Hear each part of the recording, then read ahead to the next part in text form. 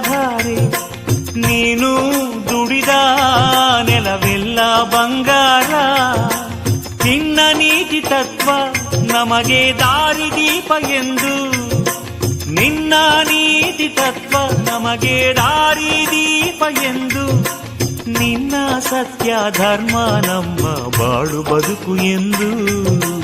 ಗುಡ್ಡ ಬೆಟ್ಟವೆಲ್ಲ ತಿರುಗಿ ಒಡ್ಡ ಗುಡ್ಡರೊಡನೆ ಬೆರೆತು ದುಷ್ಟರನ್ನು ಬಗ್ಗು ಬಡಿದ ದುಂಡು ಮಾದೇವು, ದುಷ್ಟರನ್ನು ಬಗ್ಗು ಬಡಿದ ದುಂಡು ಮಾದೇವು.